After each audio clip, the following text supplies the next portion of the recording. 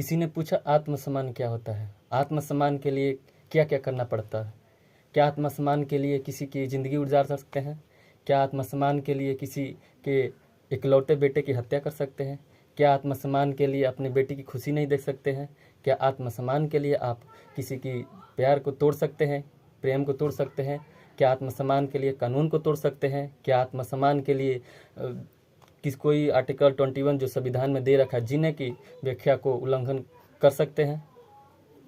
तो इस वीडियो में मैं बताऊंगा कि क्या मतलब जीने की कला है, आत्मसम्मान क्या होता है, और इस तरह से आपके पक्ष भी रह सकते हैं कि दोनों में से कौन अच्छा है। आप भी अपने पक्ष को रखिएगा ज़रूर। तो बात करते हैं इस रक्षाबंधन के पर्व पर उस बहन के लिए जो कि आज रक्षाबंधन में हमें ढेर सारी कलाइयों पर ये राखी बांध चुकी है। तो उनके लिए ढेर सारा प्यार, वो काफ़ी ज़्यादा खुश रहे, हमेशा जीवन में मस्त रहे, खुश रहे, अपनी लाइफ से ज़िंदगी जिए और ढेर सारी नाम कमाए, रोशन करे। ठीक है, तो बात करते हैं आत्मसम्मान की। आत्मसम्मान की वो जो एक लड़की के पिता ने एक लड़के को मार दिया, किसी माँ के बेटे को छीन ली। आत्मसम्मान वो है जो कि किसी बहन की भाई को उजाड़ दिया। आज के दिन काफ़ी ज़्यादा उसके लिए महत्वपूर्ण था, उस बहन के लिए। मैं बात कर रहा हूँ बिहार की मद्रास, जो कि 2 स्टूडेंट थे नर्सिंग होम के। पहले लड़की जो फर्स्ट सेमेस्टर की थी और लड़का पटेल था जो कि सेकेंड सेमेस्टर का था। दोनों का प्रेम विवाह 3 महीना पहले हुआ था। पता चलने पर बेटी के पिता ने जाकर ऑन स्पॉट जाकर कॉलेज के गेट पर ही मार दिया, मौके पर मौत हो गई।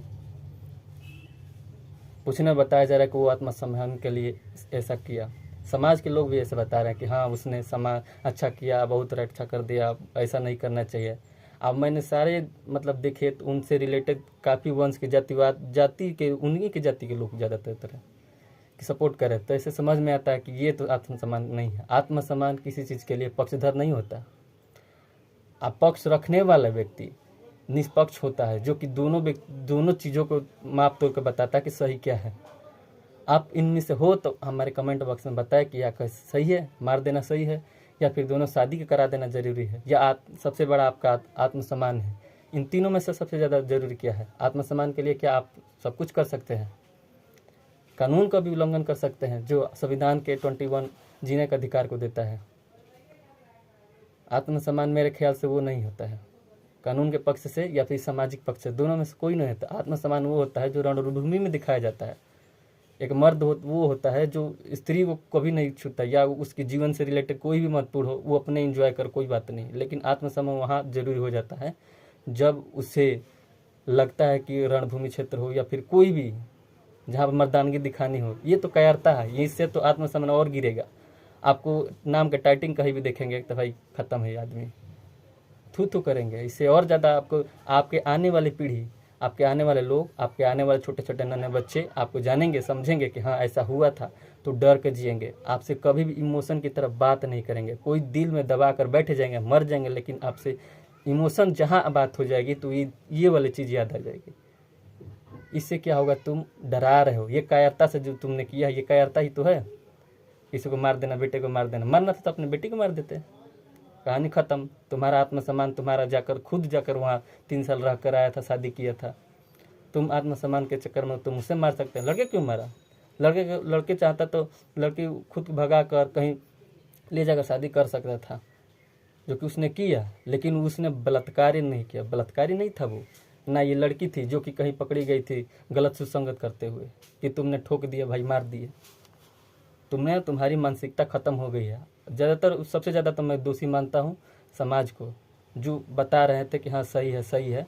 जैसे मैंने बताया कि वो किस तरह के पक्षधर थे, उन्हीं के सेम कास्ट के ही थे, उन्हीं के लोग थे जो मानसिकता से पैदल आदमी होते हैं, वही लोग होते हैं। इस तरह के आदमी देश में जो हो रहे हैं, देश के साथ कभी नहीं दे सकते। देश का आधा चिल्लाता रहता है कि एक हो जाओ, उसके लिए कास्ट के लिए कितने जनगणना कर रहा है, कास्ट के लिए क्या क्या रेगुलेशन एक्ट पारित कर रहा है, लेकिन वो नहीं सुनने वाले। वो कास्ट पे ही डिपेंड करते हैं कि हाँ ये कास्ट के जो है करते जाएंगे। जो बाबू परदादा करते थे पिछले, वही करेंगे हम। बाबू दादा तो पहले सती प्रथा करते थे, उसके बाद रंग भेद किया करते थे, और क्या किया करते थे, हाँ घूंघट में रहो, पल्लू नीचे गिरा कर रहो। कौन करता था? तुम ही लोग करते थे। आज यहाँ पर तक आ गए हो, तो मार दोगे तो क्या कम हो जाएगा? इससे और ज़्यादा बढ़ेगी।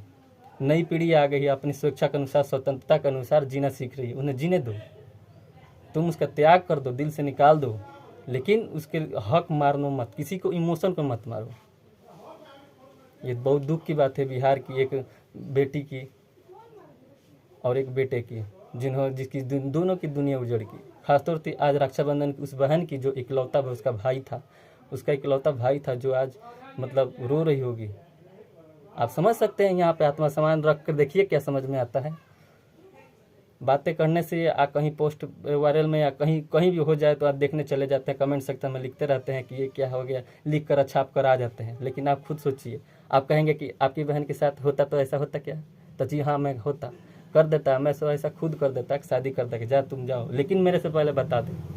3 महीने 4 महीने छुपा कर रखेगी, ठीक है, कोई बात नहीं, चौथे महीने मेरे पास बता दे कि हाँ ऐसा है, ये ऐसा करता है। यहाँ बात जातिवाद की नहीं थी, प्लस ये भी था कि वो लड़का गरीब भी था, उसके आगे पीछे कोई फोर्सेस नहीं होती, उसके पास इनकम नहीं था, या फिर कोई उनके पास ऐसा मजबूती पावर नहीं थी जो कि लड़ सकते थे, चिल्ला सकते थे। यहाँ ये भी तो है, अगर IPS अफसर होता ना, चाहे कहीं भी कोई भी अगर बिजनेसमैन होता तो तुरंत मान जाते। ये भी देख रहे हैं।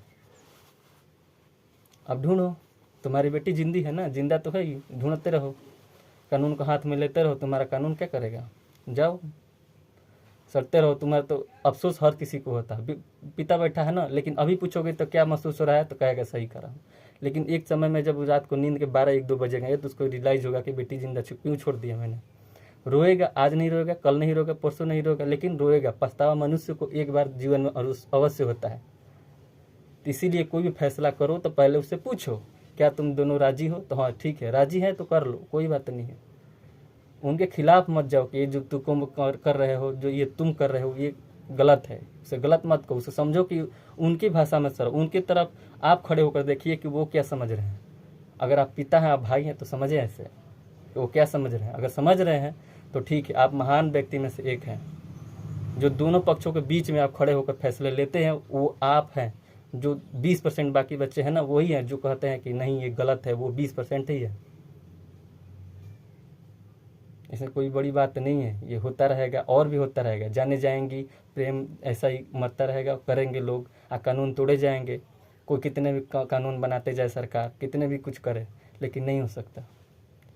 तो बताने का मकसद यही था। तो आज के वीडियो में यही था।